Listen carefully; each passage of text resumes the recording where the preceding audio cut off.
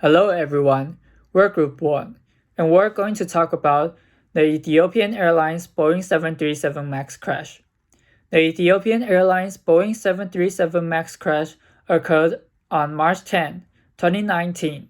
All 157 passengers from over 30 nationalities, including 8 crews, were unable to survive. The 737 MAX crashed just 6 minutes after it took flight from Addis Ababa, Ethiopia, heading to Nairobi, Kenya. An akin incident happened in Indonesia on October 29, 2018. A Boeing 737 MAX belonging to Lion Air also crashed not long after it took flight. Later in the presentation, I'm going to take you through the issues in this tragedy from the point of view of responses to market competition.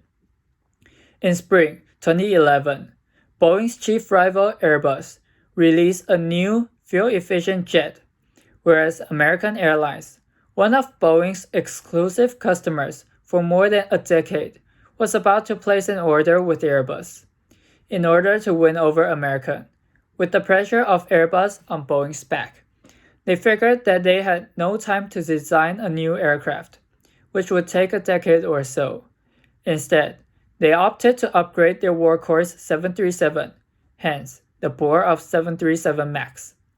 Upon not having enough time, there were also other features that led to Boeing making this decision. First of all, they can get the jet to be certified more quickly by proving to the authorities, the FAA, that the 737 MAX seemed to have no big difference from the previous 737. What's more, by claiming it's just an upgrade of the previous 737 rather than a new type of airliner, airline companies can save a considerable amount of money, for they can limit their pilots to train in costly simulators before flying a 737 MAX type airplane. Rick Lude, one of the engineers who helped devise the 737 MAX cabin and stayed at Boeing for 19 years, said that the company has legislated a ground rule for engineers, which is to inhibit changes to preclude a stipulation for pilots to train in a simulator before flying the MAX.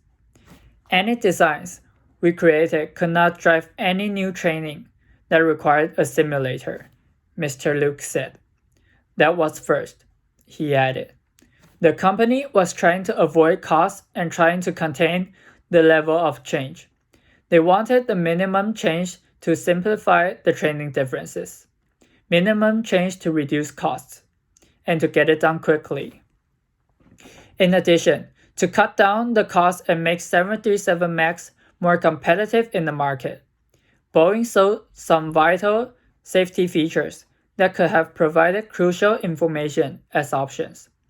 This obviously violates the AIAA Code of Ethics Rule 1, holds safety, health, and welfare of the public as the highest priority.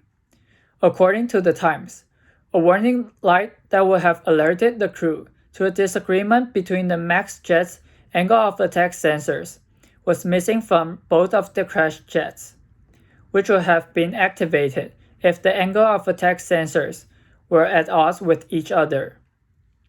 As a matter of fact, in order to be more competitive in the market, Boeing claimed that they've just merely upgraded the previous 737, which can get the new jet to be certified more quickly and easily.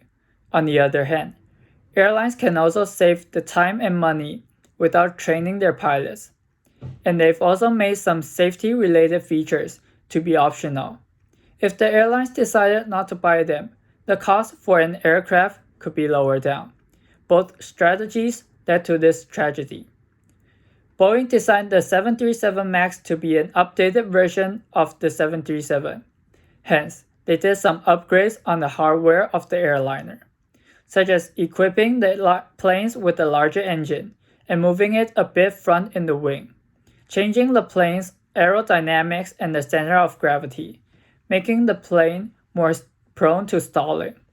In order to supplement the change, Boeing designed a new software for the 737 MAX, the MCAS system, as another shortcut in production. My group mate, Jing Xu will talk further about this.